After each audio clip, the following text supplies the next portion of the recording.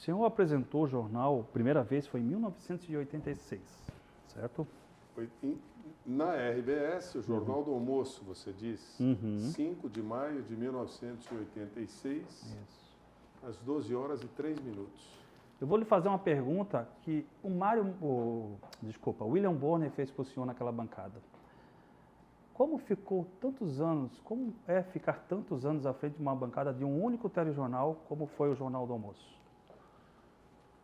Talvez a gente só perceba isso no final dos 36 anos, porque ontem eu comentava com a minha esposa, inclusive, a rotina que aparentemente é a apresentação de um telejornal.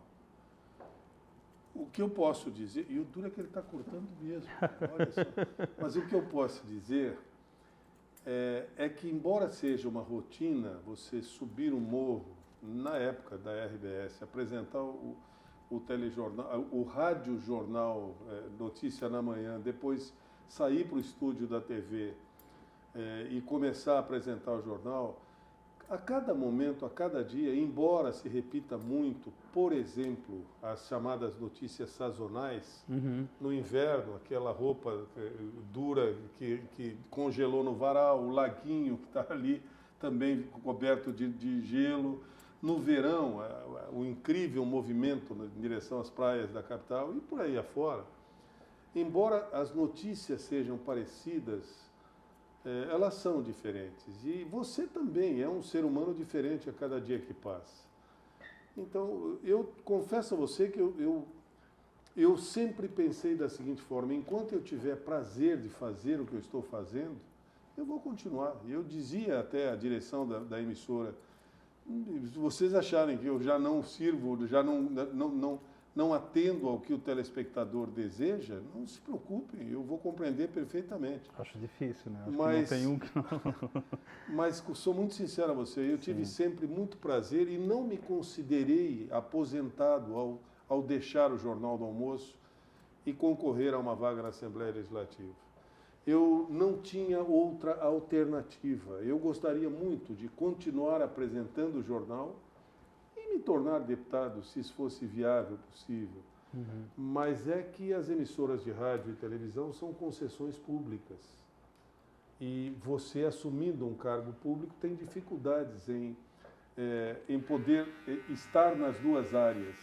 Até porque, de uma forma ética, se eu continuasse no jornalismo, a minha solicitação seria me afastar da área política, porque eu não vejo condições eticamente de poder continuar na área sendo deputado. Então, talvez eu voltasse, ou talvez eu volte, quem sabe, para a área esportiva, que é a minha área de formação, e que foi praticamente o começo da minha vida em rádio e posteriormente em televisão também.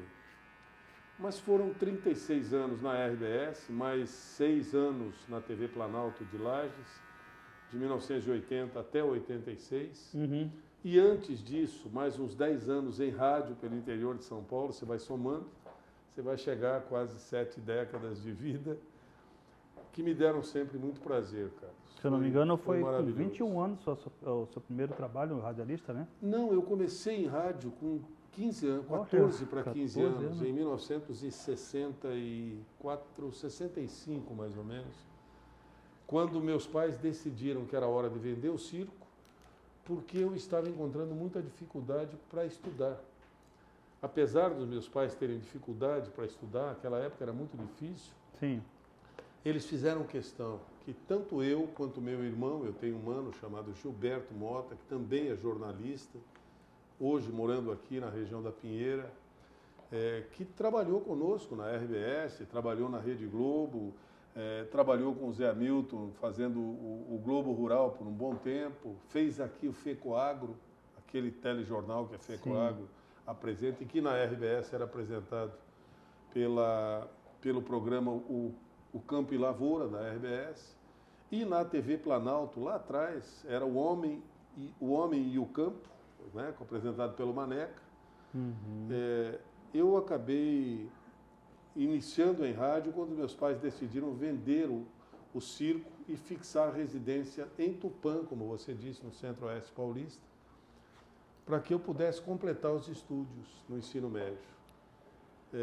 Não havia condições. Eu fiz até a 8ª série do ginásio, fazendo 17, 18 transferências por ano.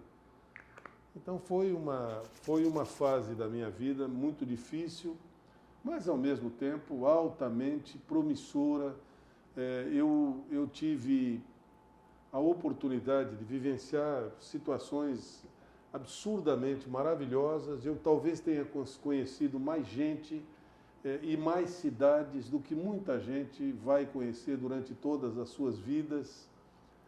Eu passei por praticamente 300 municípios do interior de São Paulo com o circo e voltei algumas vezes às cidades por onde já havia passado e reencontrei amigos que até hoje eu mantenho contato, especialmente depois do advento do Orkut, do advento do Facebook.